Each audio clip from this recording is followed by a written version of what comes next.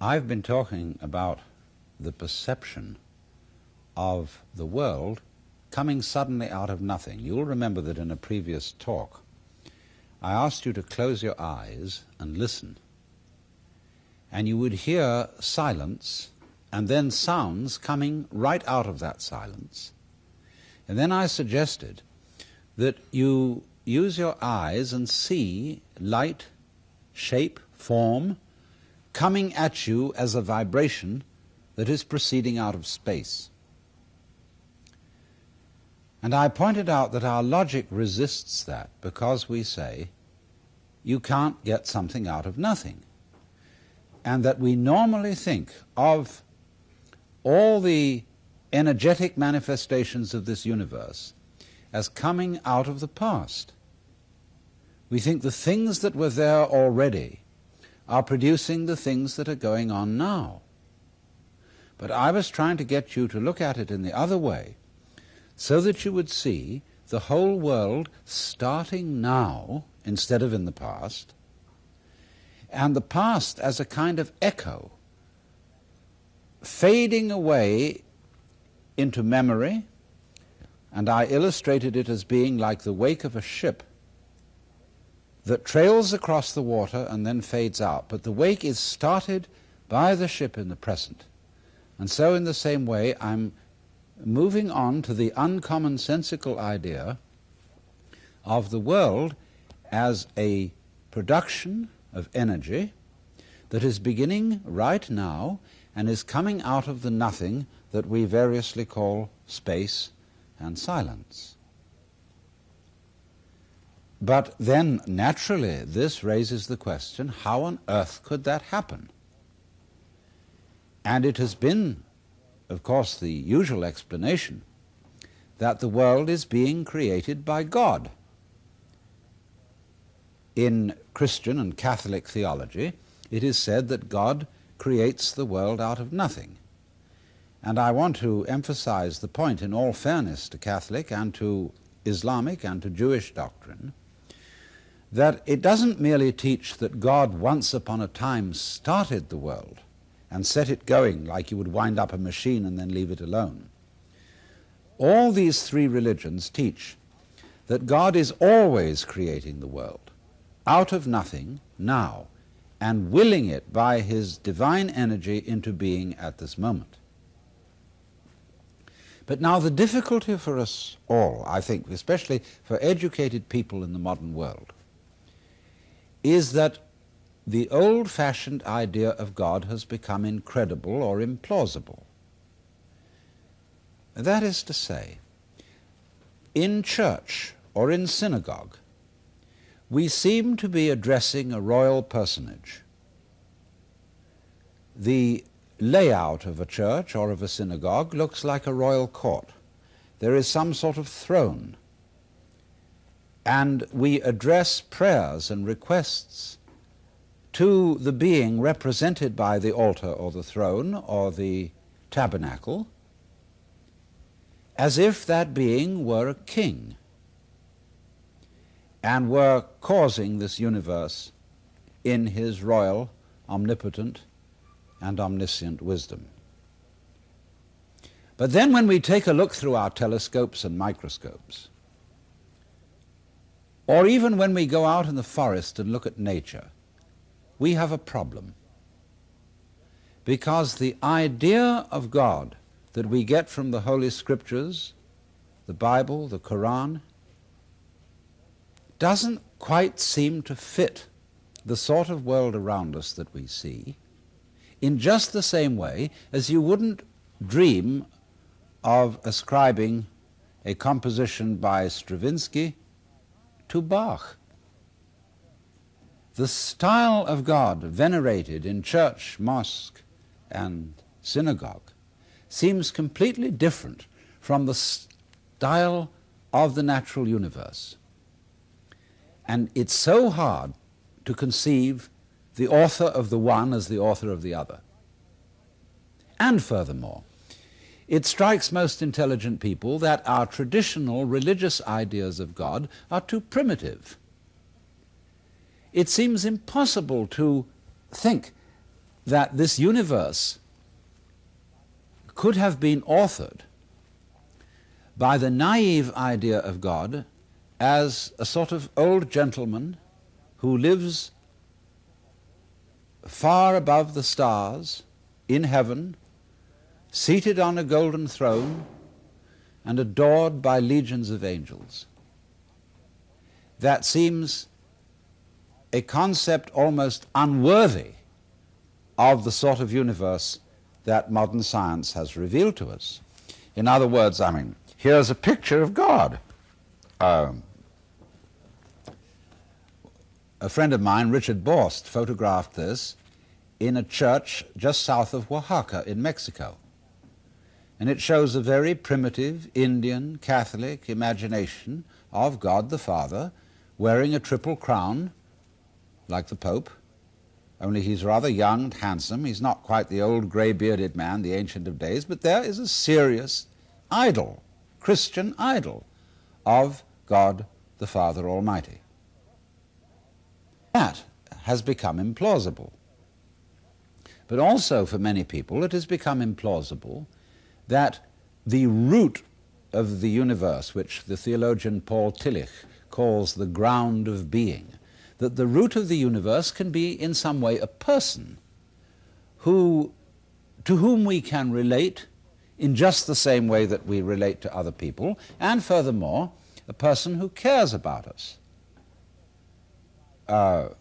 In the words of Jesus, 5 sparrows are sold for a farthing, but yet not one of them falls to the ground without the Father knowing it. So realize that you are of more value than many sparrows. In other words, God cares a great deal more about you. But it just baffles our imagination that there could be this sort of person who cares about each one of us, who is totally aware of every single thing that we are and that we do, and by virtue of being aware of us, creates us. Of course, one thing that is difficult about the idea is that it's embarrassing. We do not feel comfortable if we are watched all the time by an infinitely intelligent judge. You know how it is in school. When you're a child and you're working at some exercise, and the teacher walks behind your desk and looks what you're doing. Now, even if you like the teacher very much, you feel put off by being watched, and it makes you self-conscious and awkward. And so in the same way, many people opt for atheism because they don't want that uncomfortable feeling that they're being watched all the time. It's awkward. And if I were God, I wouldn't do it. I wouldn't want to embarrass my creatures in that way. And so I would leave them alone for a lot of the time. In fact, I've often thought about this whole thing. The kind of God that people worship is, of course, an attempt to imagine an absolutely perfect human being. But it's a very poor attempt. For example, Jesus taught that if somebody sins against you, you forgive him. And his disciples asked, well, how many times do you forgive him? And he said 99 times, which is our way of saying umpteen times. Always forgive somebody who sins against you. But notice that that is required of a saint. A saint is always forgiving, but it's not required of God. God will not forgive you unless you apologize. And you have to grovel on the ground if you've committed what the Catholic Church calls a mortal sin. You've got to come to God in a state of great penitence, and if you don't do that, you are liable to be confined in the dungeons of the court of heaven, commonly known as hell, for always and always and always. Now, I don't think that's a very nice kind of fellow. I mean, you wouldn't invite that sort of God to dinner, because he would embarrass everybody. Everybody would be sitting on the edge of their chair, you know, like this, and God would be looking at you in such a way that you felt you were being seen through and through, that all your awful past, all your falseness and lack of authenticity would be completely perceptible to him. And though he understood it, and though he forgave it, he would nevertheless make you feel absolutely terrible. Well, you just wouldn't want that sort of company at dinner. You may think it's frivolous of me to say this, but don't forget that the pictorial image of God that people have in the backs of their minds, even if you're a very sophisticated philosopher or theologian, that primitive pictorial image has a very strong influence on your feelings about religion, about the universe, and about yourself. So it's just for that reason that the traditional idea of God has become implausible to many people, and that modern Protestant theologians and even some Catholics have been talking recently about the death of God and about the possibility of whether we could have a religionless religion. That is to say, a religion which does not involve belief in God. What, in other words, would become of the gospel of Jesus Christ, if it were shown that Jesus' own belief in God were unnecessary and invalid? What would remain of his teaching, of his ideas about caring for other human beings, about social responsibility, and so on and so forth, if the idea of God simply evaporated? Now, I think that's a pretty wishy-washy kind of religion. I mean, if you're going to say that this life is fundamentally nothing but a pilgrimage from the maternity ward to the crematorium, and that's it, baby, you've had it, I think that indicates a singular lack of imagination. I would like to look at the death of God theology in an entirely different way.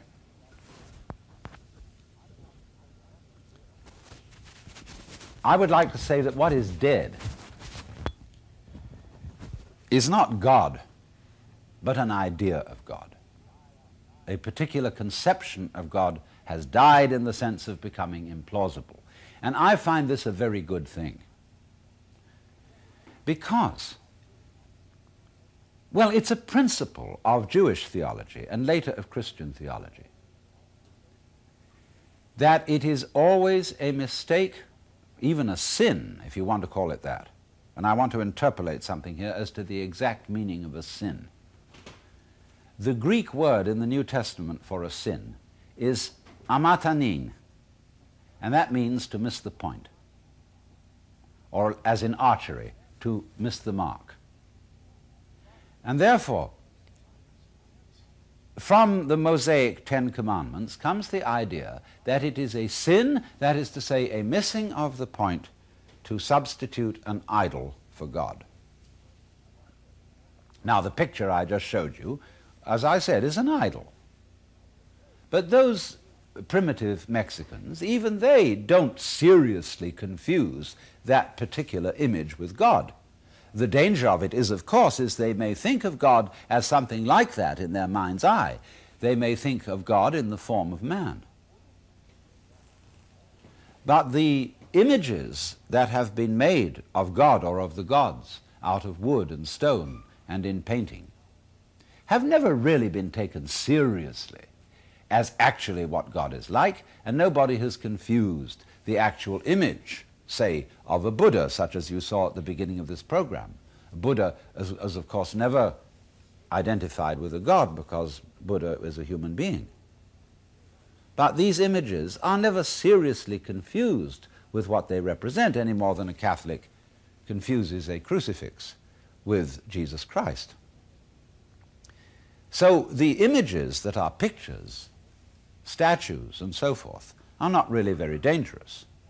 The dangerous images of God are those that we make not out of wood and stone, but out of ideas and concepts.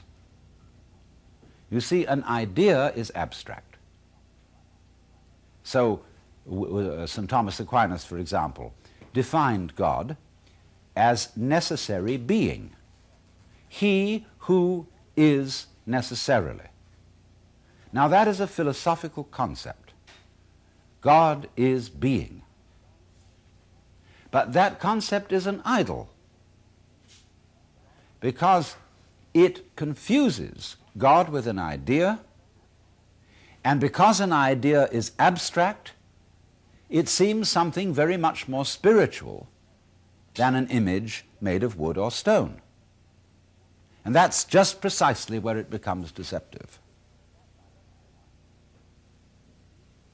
Likewise, many people think that the Bible is the authentic Word of God,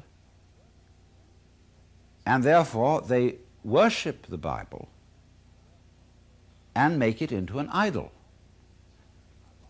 disregarding the ironical remark of Jesus to his contemporary Jews, "You search the Scriptures daily, for in them you think you have life." And as St. Paul said later, the letter kills, but the Spirit gives life. And so whatever you put as an image or an idea in the place of God necessarily falsifies God. Now, a lot of people say, I don't think I could face in life. I don't think I could face life unless I could believe in a just and loving God. It strikes me that that kind of belief in God is actually a lack of faith. You see, the word belief in Anglo-Saxon comes from this Anglo-Saxon root leaf. I would as lief. And leaf means to wish. So belief really means a strong wish. When you get up and say the creed, I believe in God the Father Almighty, maker of heaven and earth and of all things visible and invisible, you are really saying, I fervently wish that there exists a God the Father Almighty, creator of heaven and earth, etc. Because if you really have faith, you don't need belief. Because faith is an entirely different attitude from belief. Faith is a state of openness or trust. To have faith is, for example, like when you swim, you trust yourself to the water. You don't grab hold of the water when you swim. And if you go stiff and tight in the water and try to catch hold of it, you'll sink. You have to relax. So in the same way, when a cat falls off a tree, the cat doesn't go stiff all over in a state of tension, that is to say, a state of holding on. The cat relaxes. It falls heavily, thumps the ground with its tail, and isn't hurt because it relaxed. So the attitude of faith is the very opposite of clinging, of holding on. So that you could say that a person who is a fanatic in religion, who simply has to believe in certain propositions about the nature of God and the nature of the universe, is a person who has no faith at all, because he's holding on tight. And so when we sing hymns like Rock of Ages, cleft for me, let me hide myself in thee, these aren't hymns of faith. Or even Luther made such a thing about faith. But he wrote a hymn in German, Ein fester Burg ist unser Gott, a mighty fortress is our God. That's not a hymn of faith. A person of faith doesn't need a fortress.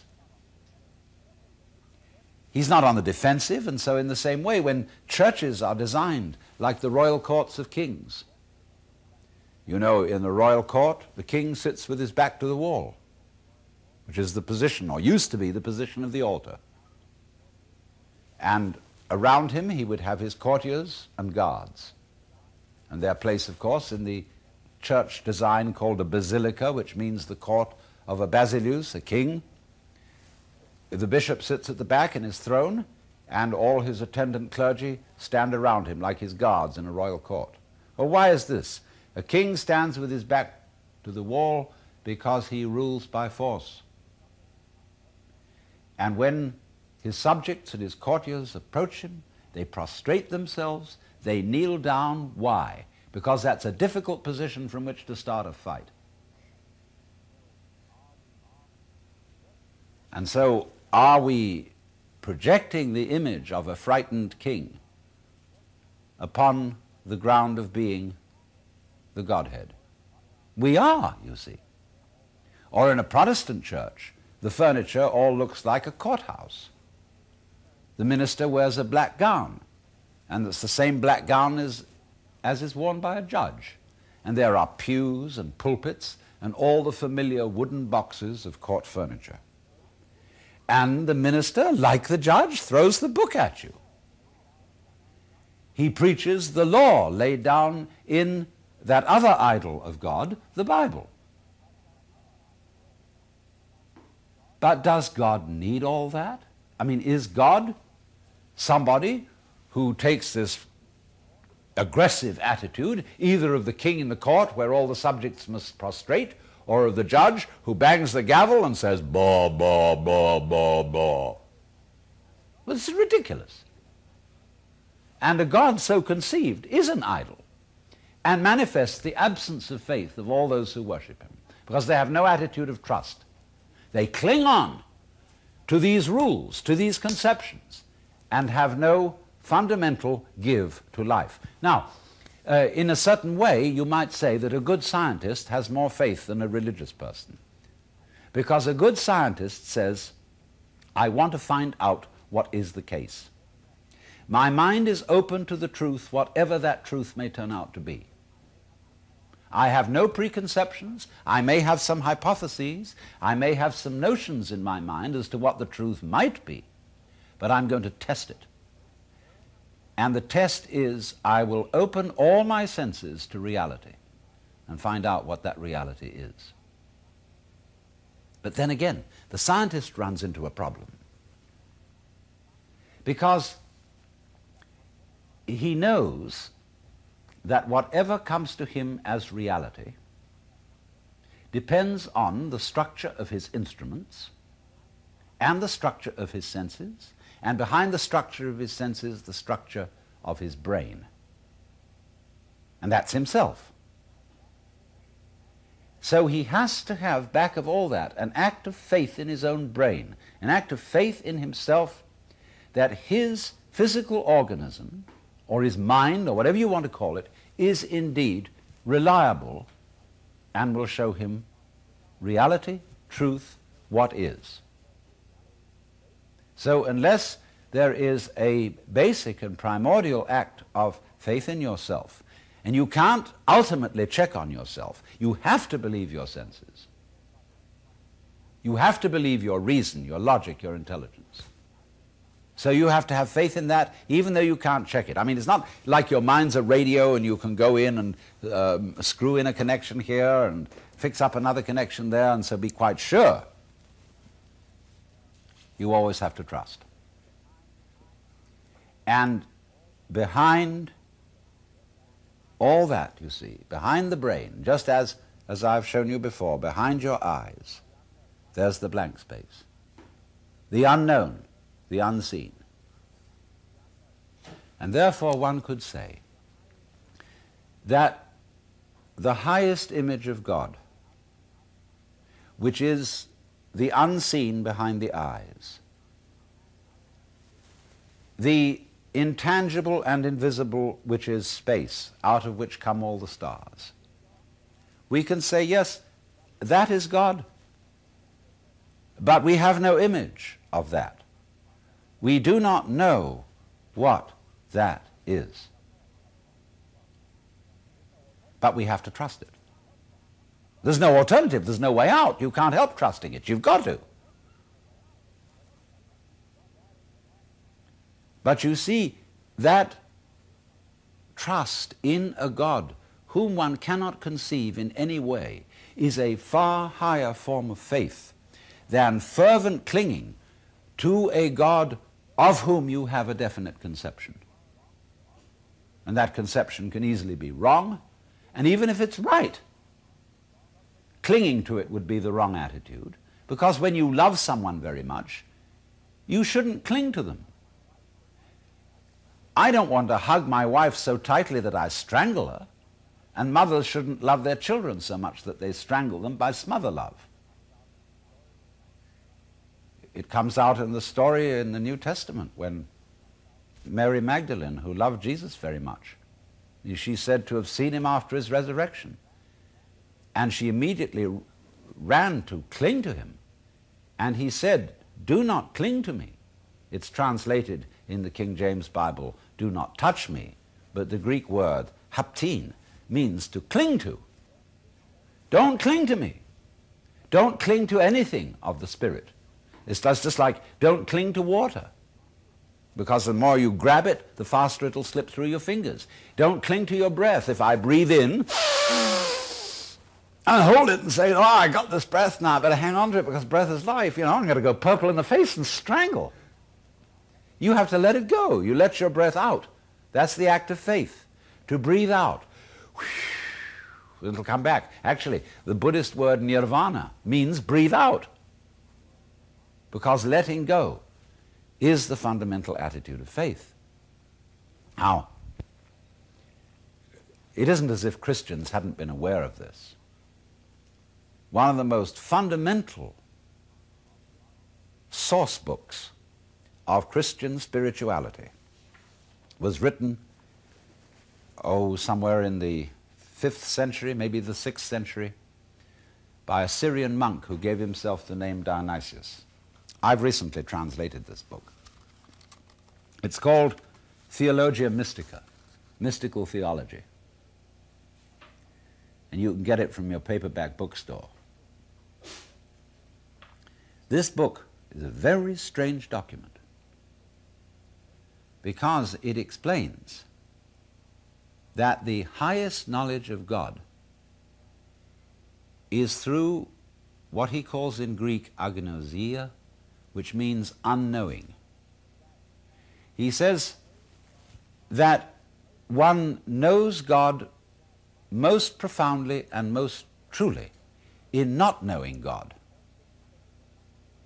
That means, just in the same way as your sight comes out of an unseen, so when you know that you don't know, you really know. And you really know because knowing that you don't know is a state of mind in which you have let go of your efforts to grasp hold of life with your intellect.